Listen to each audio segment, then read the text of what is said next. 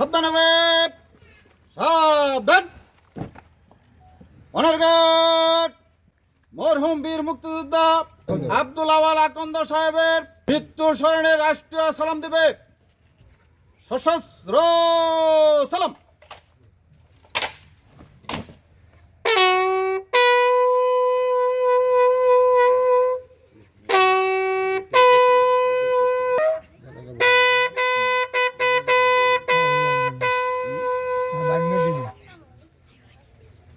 Honour guard অস্ত্র নামে। Honour guard rest on your arms. Reverse. Honour guard বিরতি করবে। Break check. বীর মুক্তিযোদ্ধা এদেশের শ্রেষ্ঠ সম্পদ। তাদের আত্মত্যাগের ফলেই এই দেশ, এই জাতি, এই রাষ্ট্র গঠিত হয়েছে। যতদিন বাংলাদেশ থাকবে, শ্রদ্ধা ভরে আমাদের সকল বীর মুক্তিযোদ্ধাদেরকে স্মরণ করা হবে।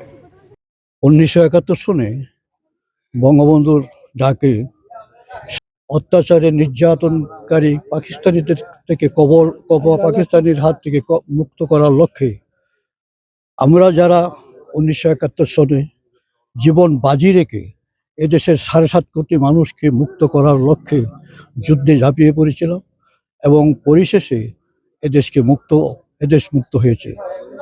2 লক্ষ মা বোনদের ইজ্জতের বিনিময়ে আজকের এই বাংলাদেশ।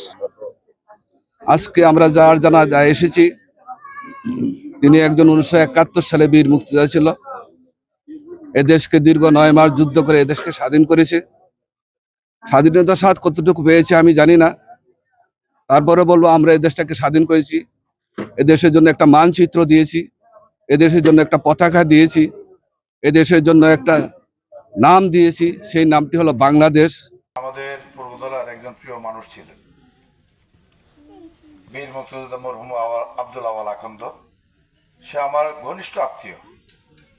আমি যখনই বাড়িতে যেতাম, সে যখন অসুস্থ হয়ে পড়লো, তখন বাড়ির যাওয়ার যে মুডটা আমাদের তার বাসা, এই বাসাতেই থাকতো সে।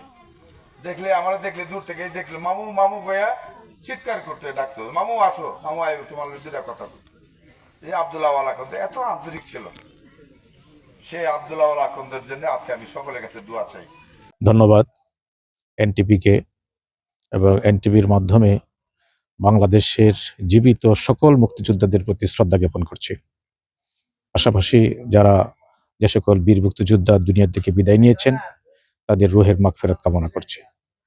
দেশবাসীর কাছে আমাদের প্রত্যাশা, আমরা যেন এই যাদের অবদানের কারণে আমরা একটি স্বাধীন দেশ পেলাম, স্বাধীন একটি মানচিত্র পেলাম, স্বাধীন একটি পতাকা পেলাম, আমরা যেন আজীবন তাদেরকে প্রতি শ্রদ্ধা প্রদর্শন করতে পারি।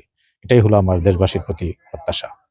উনি পূর্বতলার আসলে আবহাওয়া জনসাধারণের খুব কাছের লোক ছিলেন। এই দেশের জন্য তখন পাকিস্তান ছিল, এই পাকিস্তানের হানাদার বাহিনীরা বাংলাদেশে যখন আক্রমণ করলো, তখন এই আওয়াল সেই মুক্তিযোদ্ধা হিসেবে ভারতে গিয়ে ট্রেনিং দিয়ে সেই বাংলাদেশে আসে।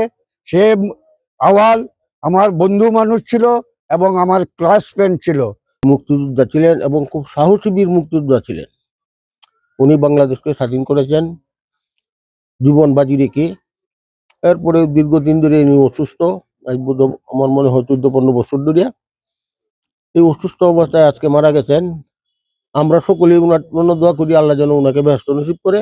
সে আওয়াল কোম্পানির আব্দুল আওয়াল আকন্দের সর্বশেষ যুদ্ধ ছিল 1971 সালের 9 ডিসেম্বর, যেটা তার বাড়ির সামনে যে রেল লাইনের পাশে যে প্রথম অ্যাটাকটা কিন্তু তার দ্বারা হয়েছিল। তখন অ্যাটাকটা হয়েছিল একটা স্ট্যান্ড গানের মাধ্যমে।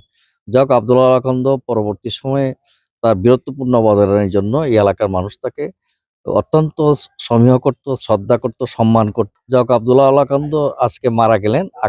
আগামী দিনে এই আব্দুল আওয়াল আকন্দের মতো মানুষগুলো একে একে যখন শেষ হয়ে যাচ্ছে, আমরা পাবো না। আজকে যে তাকে গার্ড অব অনারটা দেওয়া হয়েছে, আমি তো অনেকটা শঙ্কিত ছিলাম যে রাষ্ট্রের যে অবস্থা, তাকে গার্ড অব অনার দেওয়া হয় কি হয় না।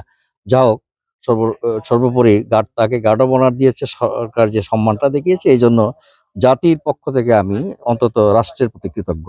আজ আমাদের একজন উজ্জ্বল নক্ষত্র হারিয়ে গিয়েছেন, মুক্তিযোদ্ধা আব্দুল আকন্দ। 24-এর গণ অভ্যুত্থানের পর আপনারা দেখতে পেরেছেন অনেক শহীদ আহত ছিল। তো ওনারা মুক্তিযোদ্ধারা আমাদের আসলে অনুপ্রেরণা, আমাদের অনুপ্রেরণার প্রতীক আমরা হারিয়েছি, আমরা আমাদের একজন নক্ষত্রকে হারিয়েছি।